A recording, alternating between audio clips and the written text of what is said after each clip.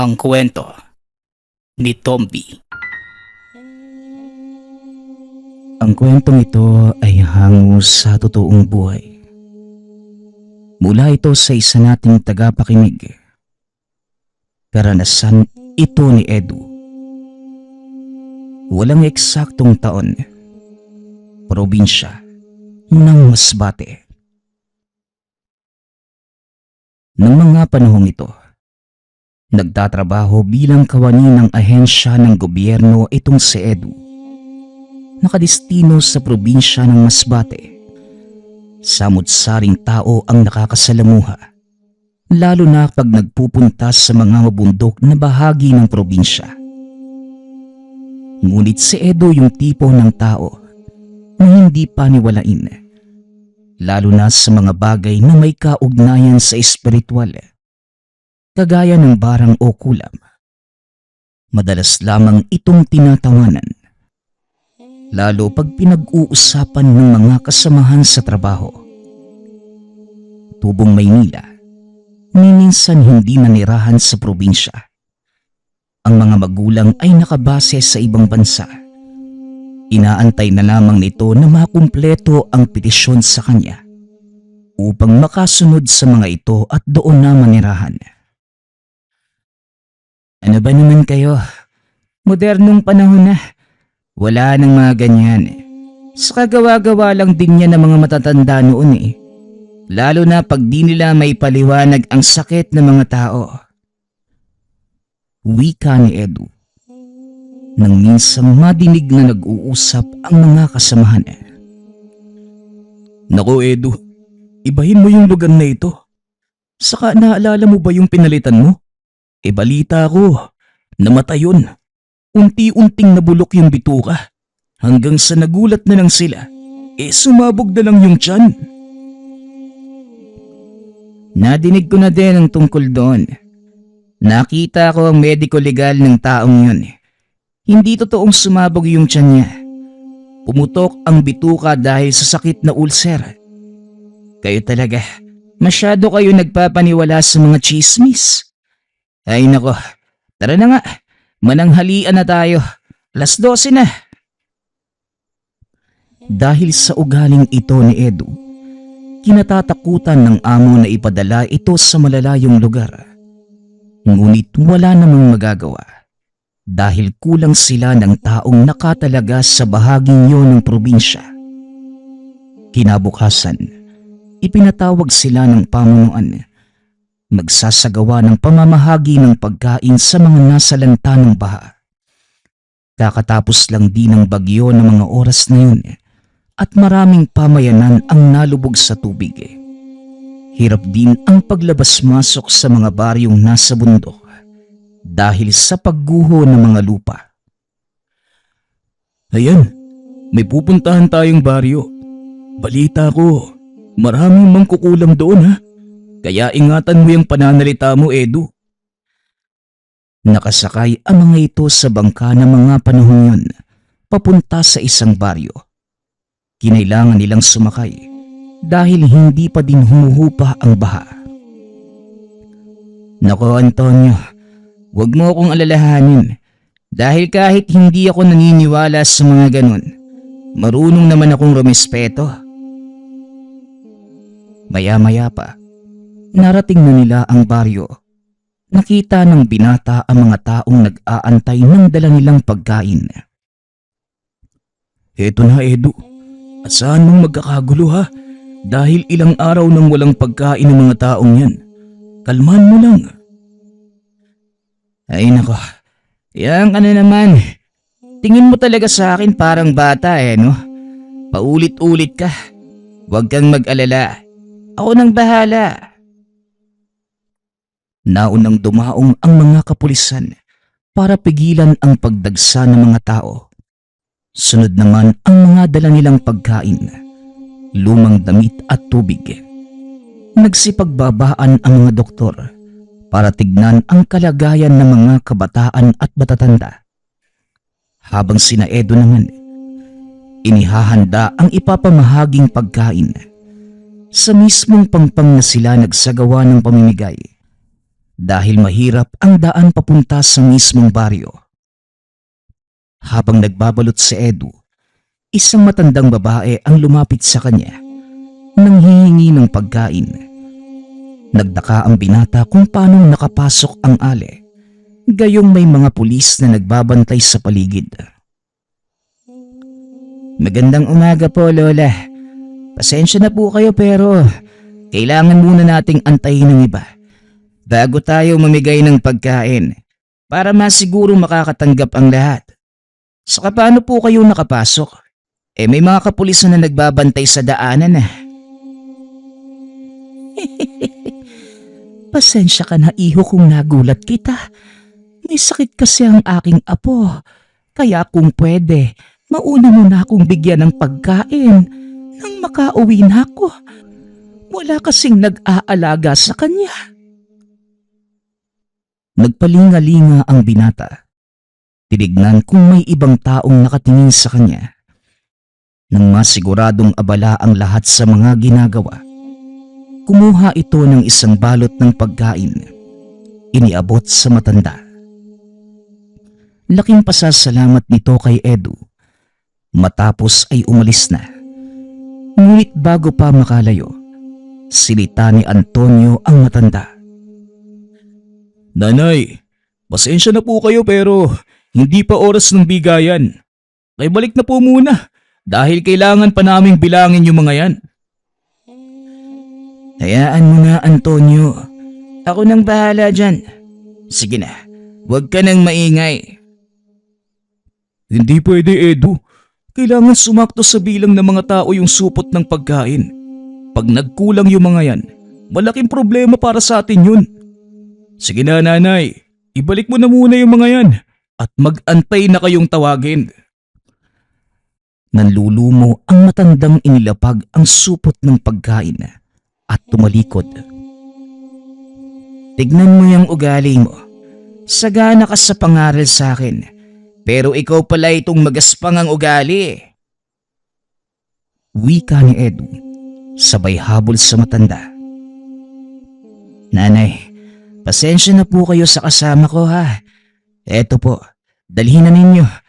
Halika't sasamahan kita para hindi ka sitahin ng mga pulis. Laking pasasalamat naman ng matanda sa ginawa ni Edu. Maraming salamat, iho ha. Napakabait mo. Sana lahat ng nagtatrabaho sa opisina ninyo kagaya ng ugali mo. Wala po yun, Lola. Nauunawaan ko po ang kalagayan ninyo Hanggang sa napansin itong namamaga ang kanang binti ng matanda. Kaya naman nagpa siya itong ihatid sa kanilang tahanan. Aalis na ako, iho ha. Baka pagalitan ka pa ng kasama mo. Pwede ka nang bumalik roon. Hindi po, Lola. Ang totoo, mas mataas po ang posisyon ko sa kanya. At isa pa, tapos na din naman po ang pagbabalot namin Sila na yung bahalang magbilang ng mga yon. Sasamahan ko na lang po kayo pauwi sa bahay nyo. Sandali lang po Antayin nyo ako at kukuha lang ako ng gamot sa sugat. Dali-dali itong nagpunta sa estasyon ng mga doktor. Humingi ng mga paunang lunas sa sugat. Ngunit nang bumalik ito, wala na ang matanda sa kinaroroonan.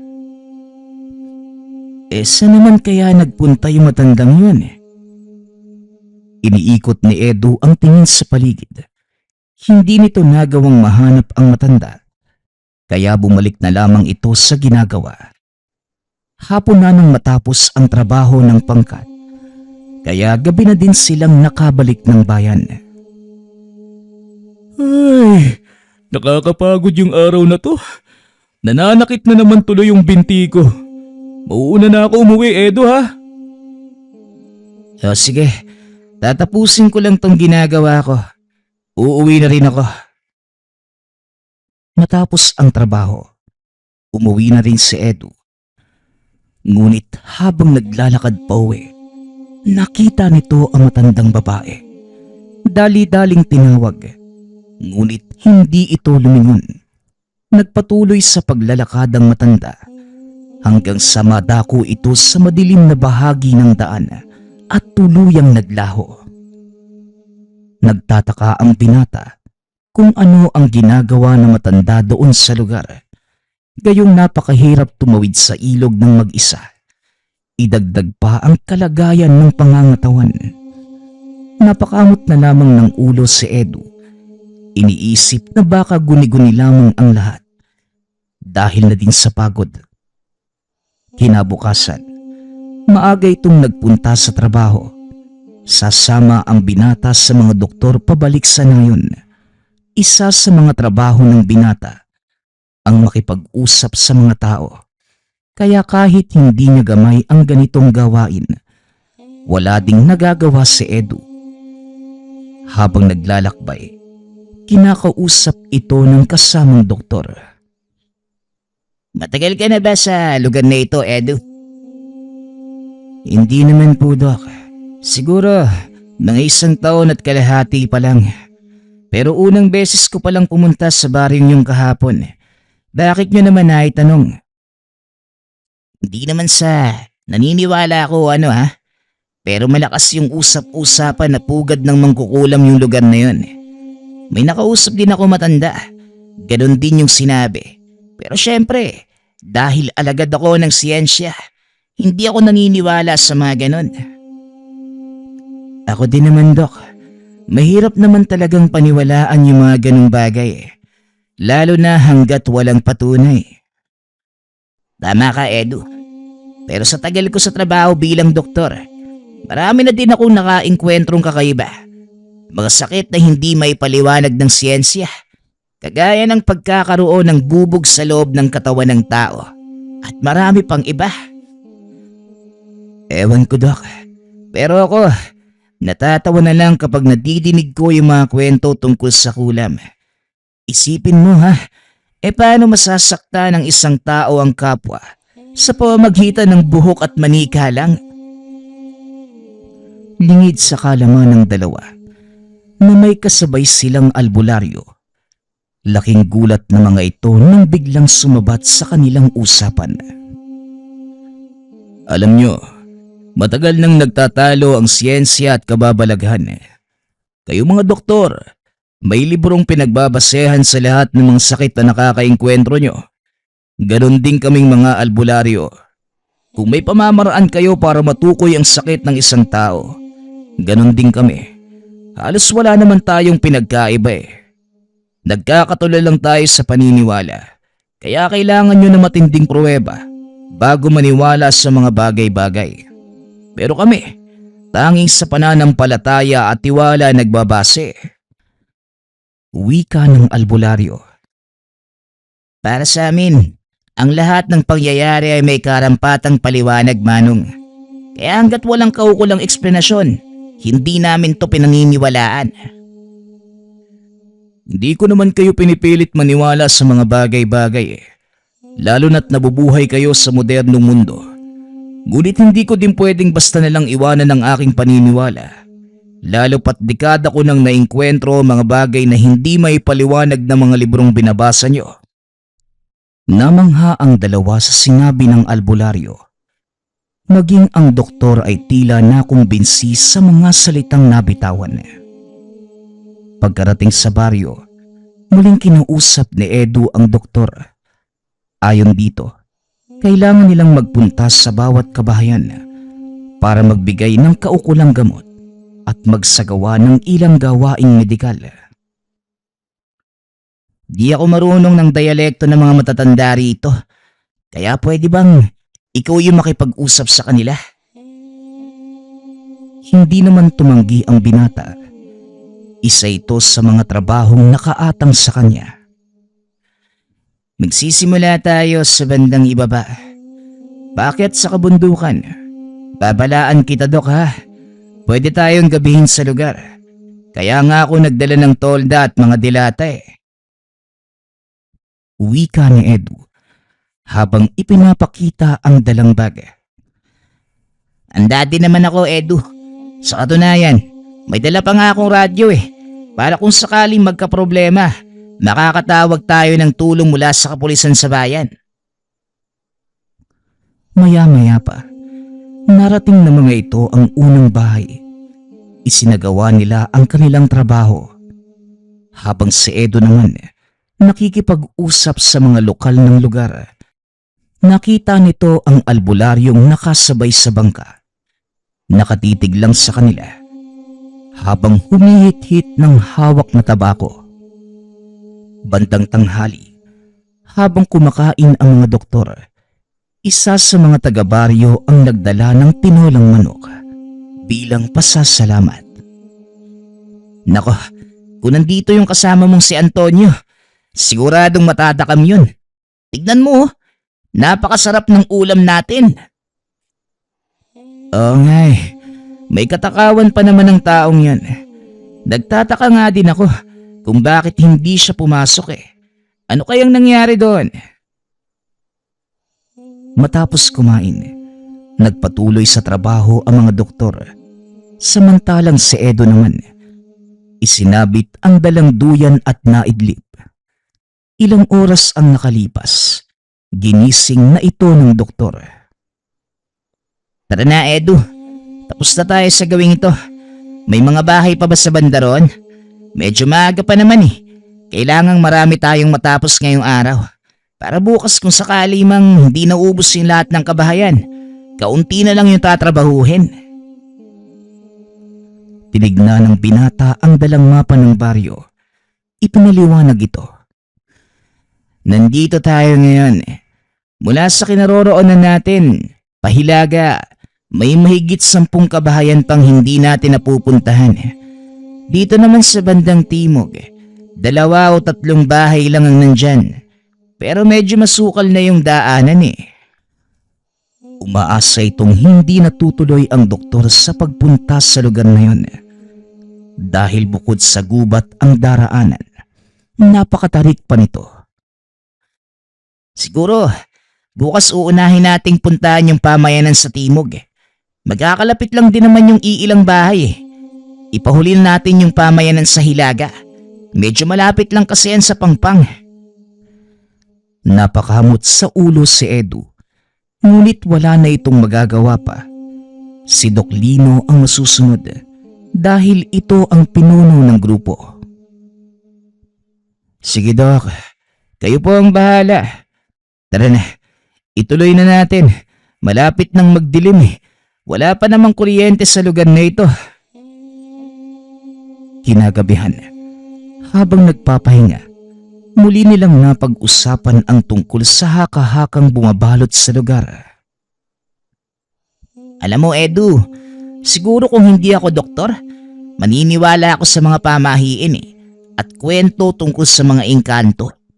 Halos lahat na matatandang ginamot ko, yun yung bukang bibig dito. Mag-iingat daw at huwag kakalimutang magtabi-tabi. Ewan ko lang Doc, pero ako, pinapalusot ko lang sa kabilang tenga yung mga nadidinig ko Lalo yung tungkol sa mga mangkukulam na nakatira daw dito. Kasi ang alam ko, hindi naman sila totoo. Wala din namang masama kung pakikinggan sila Edu. Kaya ako, minsan nakikita ko na lang yung sarili kong nagsasabi ng tabi-tabi po. Nagtawanan ang mga ito hanggang sa tuluyang dinalaw ng antok. Kinabukasan, kagaya ng napagplanuhan, pinuntahan ng grupo ang ilang kabahayan sa bahaging timog ng baryo. Hingal kabayo ang karamihan sa kanila bago narating ang unang bahay. Mag-asawang matanda ang nakatira doon at malusog naman ang mga ito, kaya hindi rin sila nagtagal. Binigyan lamang ng mga doktor ng bitamina ang dalawa at tumuloy na sa susunod pang tahanan. Hindi naman yun gaanong kalayuan, kaya mabilis din silang nakarating. Laking gulat ng dalawa dahil ang nakatira doon, yung matandang babaeng tinulungan ni Edu. Manang, dito po pala kayo nakatira. Ang layo na nito Paano pa kayong nakarating sa kabisera? Kung pagong nga nakakarating sa paroroonan ng barahan, Tao pa kaya? Sa edad kong ito, hindi na mahalaga ang bilis ng kilos, iho. Kahit mabagal lang, basta sigurado ang galaw. Anong may paglilingkod ko sa inyo? Siya nga pala, mga doktor ang kasama ko. Narito sila para tignan ang kalagayan mo at bigyan ka na rin ng gamot na kakailanganin. Medyo malayo po yung bayan kaya mas mabuting may nakahanda ka ng iinumin kung sakaling magkasakit ka man. Imposible ang sinasabi mo, iho. Tumanda lang ako ng ganito, pero ni minsan, hindi ako nagkasakit. Pero para hindi masayang ang pagpunta nyo rito, hala sige, tignan nyo yung kalagayan ng pangangatawan ko. Matapos makipag-usap sa matanda, sinimulan na ni Doc Lino ang pag-eksamina. Nagulat ito dahil napakalusog ng matanda. Maliban na lamang sa mga sugat nito sa binti, bunga marahil ng matarik na daan. Lola, iinumin po ninyo yung mga bitaminang ito ha. At ito namang maliit na bote. Gamot sa sugat yung laman yan. Ipahid nyo po sa mga galos nyo. Nang sa ganun, hindi pasukin ng langaw. Sige po Lola, tutuloy na po kami ha. Babalik na ba kayo sa baryo? Hindi pa po Lola May isang bahay pa po kaming pupuntahan sa gawing yon. Kung ako sa inyo, hindi na lang ako tutuloy. Delikado ang taong nakatira sa bahay na yan. Sa gawing ibaba. Naku, hindi naman po pwedeng hindi kami tumuloy nanay. Kailangan po naming mapuntahan yung lahat ng mga kabahayan Kung hindi, kami po yung mananagot kay Mayor. Sige na po, mauna na po kami ha. Kayo ang bahala. Pero sana, huwag niyo akong sisisihin. Ito ang huling katagang binitawan ng matandang babae. Bago tumuloy ang grupo, naglakad ang mga ito papunta sa isang maliit na kubo. Hindi na nalilinis ang paligid. Punong-puno ito ng matataas na damo. Dok, mukhang wala na yatang nakatira dito Bumalik na lang kaya tayo. Dulo na din naman to ng pamayanan. Sa gawing yan, makapal na gubat na Mungkahi ni Edu. Ngunit hindi nakinig ang doktor. Naglakad pa rin ito papunta sa kubo at sinubukang kumatok. Akmang lalapat na sana ang kamay sa pinto nang bigla itong nagbukas. Tumambad sa kanila ang lalaki na nagpakilalang albularyo na nakasabay nila sa bangka. Napakamot na lamang ng ulo si Edu dahil hindi niya akalain na ang dalawang taong nakilala dito pa nakatira sa pinakamatarik na bahagi ng baryo. Teka, ano naman po ang ginagawa niyo rito sa tuktok ng bundok? Kanina yung matandang babae, ngayon naman kayo. Tanong ni Edu. Kagad itong inawat ng doktor. Pasensya na po kayo Manong Naparito lang po kami para mag-abot ng kaunting gamot at tignan na din yung kalagayan nyo. Hindi ba nasabi ko ng isa kong albularyo? Ano pa bang dahilan nyo para tulungan ako at bigyan ng mga modernong gamot? Nagkatinginan sina Lino at Edu dahil kapwa hindi alam ng mga ito ang sasabihin. Wala naman pong problema sa amin kung ayaw po ninyong suriin namin kayo. Sige po, mauuna na kami ha. Laking pagtataka ni Edu dahil kanina lang namimilit pa itong puntahan ang huling bahay. Ngunit ngayon, siya na mismo ang nagyayang bumalik na lamang. Sadali lang, sinabi niyong nadaanan niyo si Tandang Mayang Buti naman at buhay pa kayong nakarating dito. Wika ng lalaki. Bagay na pinagtakahan naman ng dalawang binata. Teka, Ano po ang ibig niyong sabihin, Manong? Ang matandang yun, kilalang mangkukulam. Marami na din siyang nabiktima. Paano ko nasabi? Dahil ako mismo ang gumamot ng lahat ng mga yon. Pasalamat kayo at hindi siya gumawa ng kabalbalan. Dahil kung hindi, baka magtuos na naman kami. Magtuos? Teka, ibig sabihin, naglalaban kayong dalawa? Pinapatulan po ninyo yung matandang babae? Matanda. Kung titignan mo sa panglabas na anyo, oo, matanda ang itsura ni Mayang. Pero ang kanyang espiritual na katawan, kailanman, hindi nagkakaedad. Muling nagkatinginan ang dalawa. Sabay na napatango. Ganun po ba, Manong? Sige po mauuna na po kami. Salamat po sa payo nyo. Matapos kausapin ang lalaki, piniling Doklino na mag-iba ng daan. Nakaramdam ito ng takot sa sinabi ng lalaki tungkol sa matandang babae. Ay Dok, nakuha mo na ba yung pangalan ng dalawang yon? Oo, yung matandang babae si Aling Mayang. Yung lalaki naman si Mang Kristan. Bakit mo naman naitanong? Wala naman po, Dok. Gusto ko lang malaman. Baka sakaling makasalubong ko sila sa daan. Di alam ko na kung anong itatawag ko sa kanila. Matagumpay nilang natapos ang misyon sa baryong yun. Pagkabalik sa bayan, hinanap ni Edu si Antonio. Ngunit ayon sa mga kasamahan, pangalawang araw na itong hindi pumasok sa trabaho ang kaibigan. Walang nakakaalam sa mga ito kung ano ang nangyari. Kaya naisipan ni Edu na puntahan sa tinutuluyan ang kaibigan. Nagulat ito nang madatnan niyang nakaratay sa higaan si Antonio. Namamaga ang buong katawan, lalo na ang bandang tiyan. Hindi rin ito makapagsalita ng maayos, kaya hindi maunawaan ni Edu ang mga sinasabi nito. Sandali nga lang, Antonio. Pupuntahan ko si Doc Lino. Nandito pa sila sa bayan Magdadala na din ako ng ambulansya para kung sakaling kailanganin kang isugod sa ospital.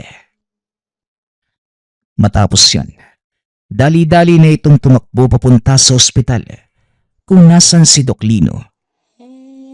Oh, Edu, anong nangyari sa'yo? Bakit parang hinahabol ka ng 10 aso? Doc, yung kaibigan ko po kasing si Antonio, nakaratay na lang sa higaan. Namamaga po yung buong katawan. Pwede po ba tayong magpadala ng ambulansya sa bahay niya para madala siya rito sa ospital? Oo naman, bakit hindi? Sandali lang, sasabihan ko yung driver ha. Dito ka lang, antayin mo ko. Kukuha lang ako ng mga gamit. Dali-daling pumasok si Doc Lina sa opisina. Makalipas ang ilang minuto, nakabalik na ito dala ang kanyang mga kagamitan. Umikot na din mula sa likod ang ambulansya kasama ang ilang personel ng ospital. Pagkarating sa tahanan ni Antonio, nagulat ang doktor sa mga nakita. Bago pa man dalhin sa ospital, sinigurado nitong nasa maayos na kalagayan ang katawan ni Antonio bago ibiyahe. Walang makitang abnormalidad sa pulso at paghinga nito ang doktor. Bagay na labis nitong ipinagtataka. Kitang-kita na ang pamamaga ng katawan ng pasyente. Ngunit ni sinat, walang lumalabas na sakit. Teka, ano ba'y nangyari dito sa kaibigan mo? Normal naman ang lahat ng mga pagsusuri ko sa kanya. Pero dadalhin natin siya sa ospital para matignan gamit yung mga aparatos doon. Pinagtulungan ng mga itong buhatin si Antonio para maisakay sa ambulansya. Pagkarating sa ospital, sinuri ito ng ilang ekspertong kasamahan ni Doc Lino at ilang minuto lamang ang nakalipas. Lumabas din ang resulta. Wala namang nakikitang problema sa katawan mo Bakit ka nagkakaganyan, Antonio? Tanong ng doktor. Ngunit hindi naman makasagot si Antonio. Dahil siguro sa kakakain mo yan. Magpahinga ka na muna habang pinag-aaralan pa ng mga doktor ang kalagayan mo. Ako nang bahala sa opisina. Inaya ito ni Doc Lino sa isang sulok upang kausapin. Edu, alam kong hindi ka maniniwala. Pero sigurado kung hindi pangkaraniwan ang sakit ng kaibigan mo. Walang makitang anuman ng mga aparato. Para tuloy gusto kong patignan sa albularyo eh. Nadidinig mo ba ang sarili mo, Doc? Papatignan sa albularyo? Di parang sinabi mo na din na walang kwenta ang 10 taong pag-aaral ninyo. Pasensya na, pero hindi talaga kasi ako naniniwala sa mga ganong bagay, Doc eh. Magkaiba tayo, Edu. Hindi ko rin naman lubos na sinusuportahan ng mga albularyo sa ginagawa nila. Nasa modernong panahon na tayo. Pero bahagi na ito ng kultura natin. Bakit hindi natin subukan, di ba? Wala naman sigurong mawawala eh. Ikaw ang masusunod, Doc. Kung yan yung gusto mong gawin, magpapahanap ako ng albularyo dito sa bayan. Di na kailangan, Edu. Dahil nagpautos na ako sa ilang taga rito. Napuntahan si Mang Kristan. Aantayin na lang natin siyang dumating. Naupo si Edu sa tabi ni Antonio habang hinihintay ang pagdating ng lalaki. Medyo malayo ang baryong pinagmulan, kaya inaasahan nilang madaling araw na itong darating sa lugar. Ilang oras pa ang nagdaan, dumating na ang mga taong sumundo, kasama si Mang Kristan. Dahil kung titignan, pangkaraniwan lamang din ito. Doktor na nagpatawag ng isang albularyo. Ngayon lang to nangyari sa akin ah. Sabihin niyo, bakit niyo ako pinatawag? Gayong puro eksperto sa medisina ang nasa loob ng ospital na ito. Tanong ng lalaki. Wala ni isa kina Edu ang nakasagot ng tanong.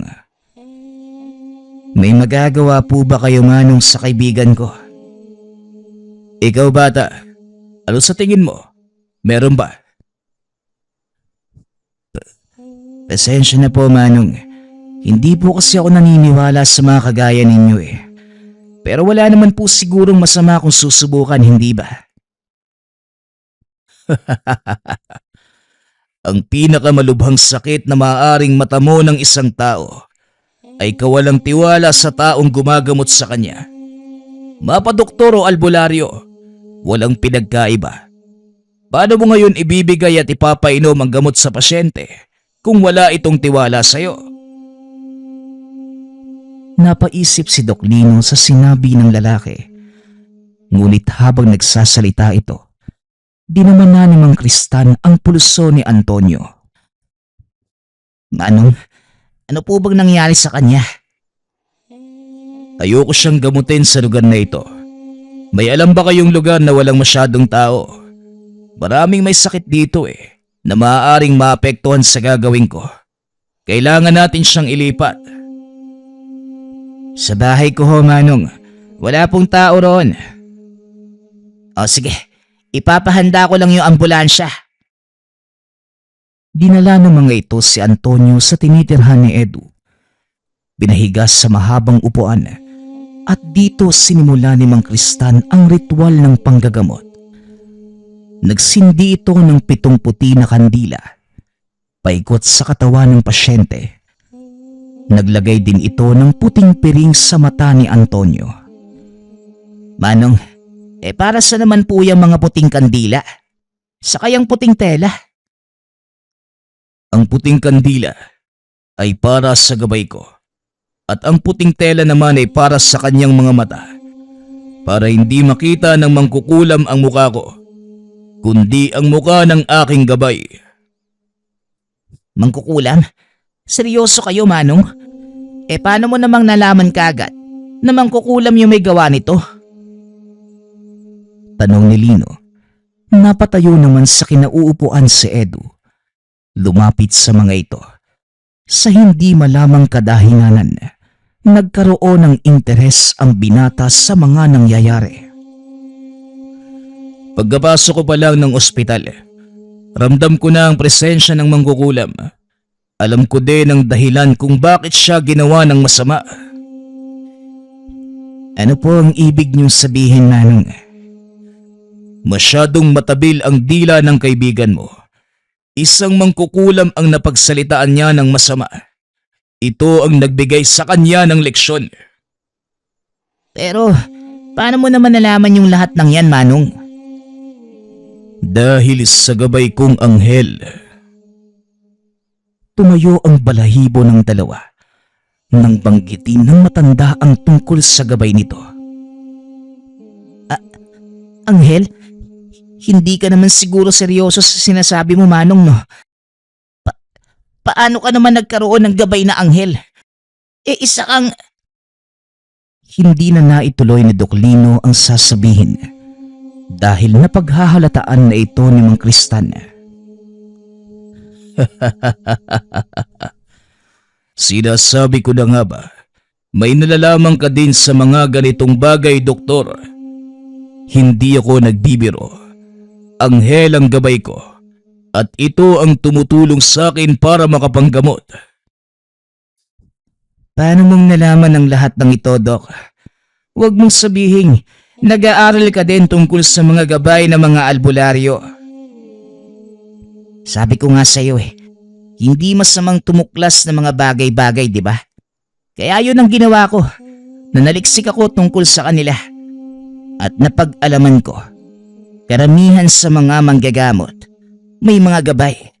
Pero kung hindi ako nagkakamali, hindi sa kanan ang ginagamit ni Mang Kristan sa panggagamot, kundi sa kaliwa. Pero ginagamit niya ang kakayahan niya para manggamot.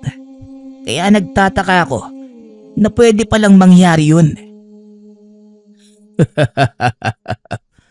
Mahabang paliwanagan ang mangyayari. Kaya mas mabuti pang unahin na natin ang paggamot sa pasyente. Umatras kayo dahil siguradong hindi nyo magugustuhan ang susunod na mangyayari. Maya-maya pa, sinimula na nitong tawagin ang mangkukulam. Nag-usal ng mga dasal ang lalaki habang nakahawak ang kamay sa noo ni Antonio. Maya-maya pa, biglang gumalaw ang katawan nito na tila bahagyang umangat mula sa kinahihigaan. Alam kong nandiyan ka na sa loob ng katawan ng pasyente. Magsalita ka. Sagutin mo ang bawat tanong ko. Wika ni Mang Kristan. Sinusubukan ni Antonio na ikilos ang mga kamay. Ngunit hindi niya ito magawa na parang may kung anong nakadagan. Huwag mo nang subukan. Hindi ka makakaalis sa katawan ng taong yan hanggat hindi ko pinahihintulutan. Ngayon, tandang mayang, sabihin mo sa akin kung bakit mo binigyan ng sakit ang taong ito. Wika ng lalaki. Biglang tumawa ng malakas si Antonio. Ngunit nagulat ang dalawang binata dahil ibang boses ang lumalabas sa bibig. Sinasabi ko na nga bang ikaw yang Kristan? Bakit ba ang hilig mong makialam? Ginagawa ko lang ang nararapat. Binigyan ko siya ng sakit para turuan ang leksyon. Nauunawaan kong nasaktan ka sa sinasabi ng taong ito. Pero sana, unawain mo din ang kalagayan nila. Sumusunod lamang din naman sila sa patakaran ng mga namumuno. May sakit ang apo ko at kailangan ng agarang tulong. Ngunit ang taong ito, para sa kakarampot na pagkain, na sana'y malaking tulong para sa aking apo. Pinagsalitaan ako ng masakit. Hindi ko namang kasalanan kung nasadla kami sa mahirap na sitwasyon. Ngayon, ano ang gusto mong gawin natin? Dahil nakialam ka na naman, wala na akong pagpipilian kundi lalo siyang pahirapan. Gusto ko lang naman sanang matutunan niya ang mga pagkakamaling nagawa niya. Kaso heto ka, ang hilig mong makisali. Nilingon ng lalaki sina Doc Lino at Edu na nooy tulala sa kanya. Oy, kayong dalawa. Gusto niyo bang makakita ng totoong anghel? Tanong ng lalaki. Sa hindi malamang kadahilanan, napatango ang dalawa. Diyos ko po, ano ba itong pinasok ko? Ano na pong gagawin namin, Manong? Simple lang. Tumayo kayo sa bandang uluhan ni Antonio. Dumampot ng tig-isang puting kandila at titigang mabuti ang salaming nasa likod ko. Napansin ni Edu na may salamin sa bandang likod ng lalaki, kaya itinutok nito ang titig sa bahaging yon ng tahanan. Maya-maya pa, muling nag-usal ng mga dasal ang matanda at idinikit ang daliri sa dibdib ni Antonio. Nanlaki ang mga mata ni Edu dahil unti-unting nababalot ng puting usok ang paligid. Unti-unti ring nagbabago ang kulay ng apoy ng hawak nilang kandila. Mula sa salamin, naaninag ni Edu ang imahe ng isang malaking puting nilalang. Paunti-unting nagbabago ang hubog nito. Lumantad ang malalaking pakpak at nagliliwanag na mga mata. Alam kong nakikita niyo na siya ngayon. Wag na wag kayong titingin sa kanyang mga mata kung ayaw niyong lamunin niya ang inyong kaluluwa. Wika ng lalaki. Biglang napayuko ang dalawang binata. Palihim na nagbulungan. Putya Edu, ngayon mo sabihin sa akin na hindi ka pa din naniniwala. Yan din ang gusto kong sabihin sa'yo, Lino. Mahanap mo ba yung mga ito sa librong binabasa mo? Pinatahimik na matanda ang dalawa dahil hindi nito maituon ang pansin sa ginagawa. Hoy kayong dalawa, masyado kayong maingay ah. Hindi ako makapagdasal na maayos. Wika ni Mang Kristan. Tumahimik ang dalawa. Patuloy na pinapanood ang ginagawa ng lalaki. Sa kabila ng katotohanang nakikita nila ang gabay nitong anghel. Hindi nag-alinlangan sina Doc Lino at Edu na ituloy ang ginagawa. Ngayon, tignan natin kung may magagawa ka pa sa oras na patayin ko ang pasyente mo. Magagawa mo pa ba yan, Aling Mayang? Gayong hawak ko na ang kaluluwa mo. Isang bagay na lang ang ipapakiusap ko sa'yo. Tanggalin mo kung ano man ang inilagay mo sa katawan ng taong ito. Hindi ko yung gagawin hanggat hindi siya natututong humingi ng kapatawaran at ipakumbaba ang kanyang sarili. Napatingala si Mang Kristan sa dalawa. Nanuoy nakayuko pa rin dahil sa takot na baka matignan nila sa mata ang gabay na anghel ng lalaki. Nadinig mo ba ang sinabi ng mangkukulam? Hindi niya tatanggalin ang sakit na inilagay sa katawan ng kaibigan ninyo hanggat hindi ito humihingi ng kapatawaran. Kilala ko na po ang sinasabi niyong mangkukulam. Posible ko po ba siyang nadinig kung sakaling kausapin ko siya? Oo, Edu. Pwede nating gawin yun. Amin na ang isa mong kamay. Iniabot ng binata ang kanyang kamay sa lalaki, habang ang isa naman nakahawak sa puting kandila. Muling nag-usal na mga orasyon ang lalaki. Laking gulat ng binata dahil bigla itong napunta sa isang napakadilim na lugar. Unti-unting naaaninag ni Edu ang maandap na liwanag mula sa kandila na hawak ng kung sinong tao. Nilapitan niya ito. Napagtanto na yon si Tandang Mayang. Aling Mayang, ikaw po ba yan? Tanong ng binata. Nag-angat ng tingin si Aling Mayang. Napangiti sa kanya. Hindi ko inaasahan na magkikita tayo sa ganitong sitwasyon. Bakit ikaw ang pumunta? Naparito po ko para sa kaibigan ko, Manang. Aminin ko po sa inyo, talagang hindi ako naniniwala sa mga ganitong bagay. Kahit nga ngayong nasa harapan ko na at nangyayari, hindi pa din ako makapaniwala May mga bagay kasi sa mundong ito na kung hindi mo mamamalas, hindi ka maniniwala. Ano ang may paglilingkod ko sa'yo? Manang, naparito po sana ako para humingi ng kapatawaran sa ginawa ng kaibigan ko sa inyo. Ano po ba ang pwede kong gawin, Manang? Wala kang dapat gawin, iho. Sapat ng patunay ang iyong pagsasakripisyo para patawarin ko ang iyong kaibigan. Ngunit gusto kong ipangako mo sa akin na babaguhin mo ang kanyang ugali, ha? At pakisabi kay Kristan na humanda siya kapag nagkita kami. Makakarating po, Aling Mayang. Maraming salamat po. May mabuti kang puso, iho. Matigas nga lang ang ulo. Pero taglay mo ang kakaibang kabutihan na walang hinihinging kapalit. Sige na, ako nang bahala sa kaibigan mo.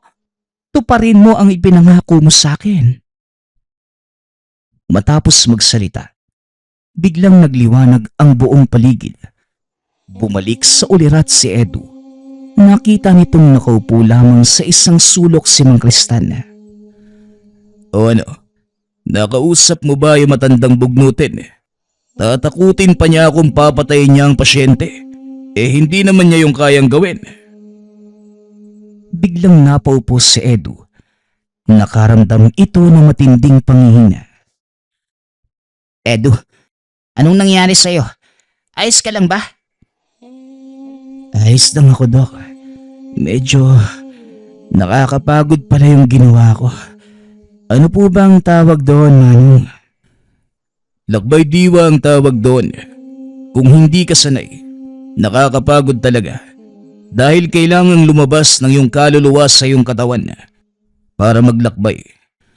Sa kaso naman ng kaibigan mo, pumasok ka lang sa kanyang kamalayan, kaya hindi ganun kalala ang pagod na nararamdaman mo.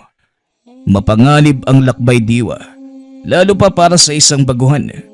May mga kasong namamatay ang katawang lupa dahil hindi na nakakabalik ang kaluluwa. Nako, delikado pala yan. Ang ganda pa namang pakinggan. Mapanganib kung hindi ka sanay. Ngunit sa tamang paggabay at kasanayan, unti-unti mo itong mapeperpekto. At syempre, masasanay ang katawan mo. O siya, kailangan ko nang umalis.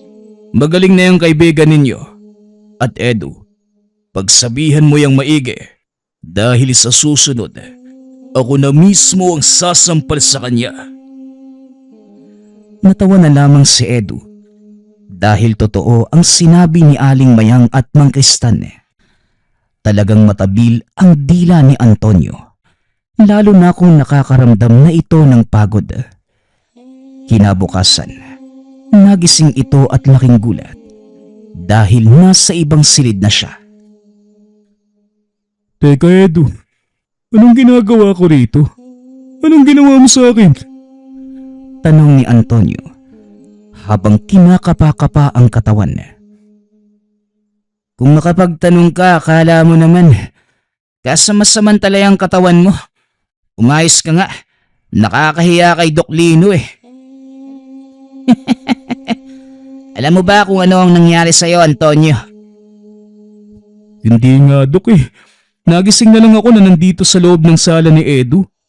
Teka, ano bang ginagawa ko rito? Ang huling natatandaan ko, nilagnat ako ng sobrang taas. Tapos yun wala na akong maalala. Nakulam ka, Antonio. Dahil sa katibilan niyang dila mo. Ngayon, alam mo na ang pakiramdam ng nakulam. Hindi nga. Kulam? Parang hindi naman yan yung Edong kilala ko. Dok, ano bang itinurok mo dyan sa kaibigan ko? Totoo ang sinasabi niya. Kagagaling lang dito ng manggagamot mula sa kabilang baryo. Nakulam ka nga talaga, Antonio. Sino naman yung kumulam sa akin, Aber?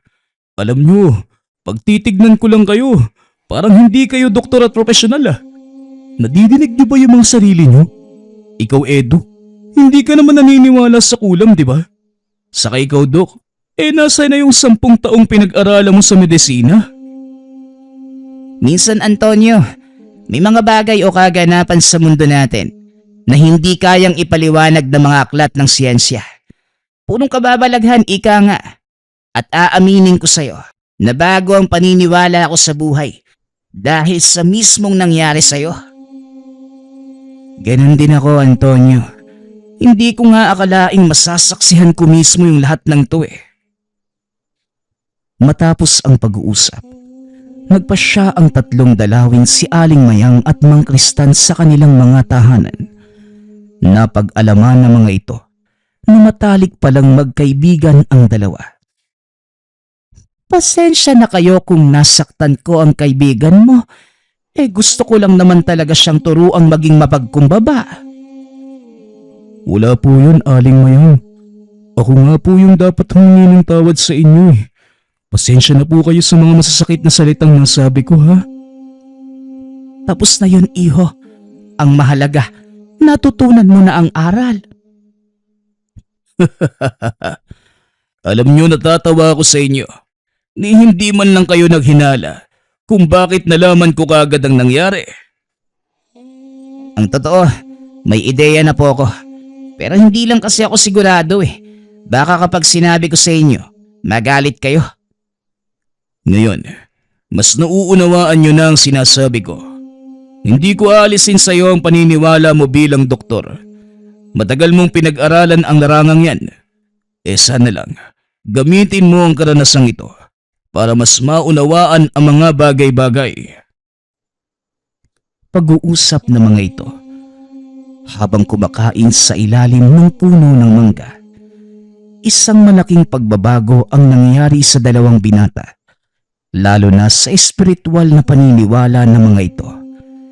Napatunayan ni Edu na wala sa gabay o sa pinanggalingan ng kapangyarihan ang batayan ng pagkatao, kundi sa kung paano at saan niya ito ginagamit.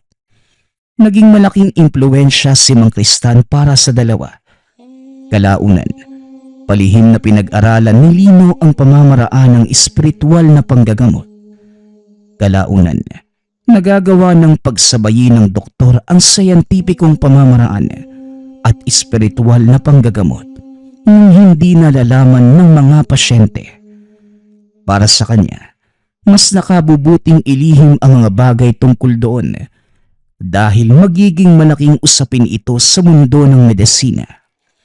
Saksi din si Edu kung paano nitong napagaling ang mga sakit na imposibleng magamot maging ng mga eksperto. Nang lumaon, tuluyan nang namaalam si Aling Mayang. Gayong si Mang Kristan naman, hindi na nila nakita sa baryo. Ngunit bago man sila mawala, iniwan nila ang mga kaalaman sa dalawang binata.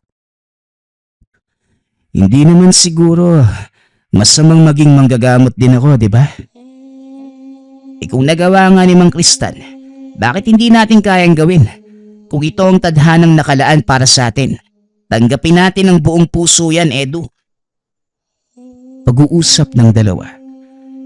Bago sila maghiwalay, naaprubahan ang petisyon ng mga magulang na pumunta sa ibang bansa. Paano ba yan, Dok? Mukhang dito na tayo maghihiwalay. Mag-iingat ka palagi. Delikado pa naman ang panahon ngayon. Ikaw din. Pupunta ka sa isang lugar na bago sa'yo.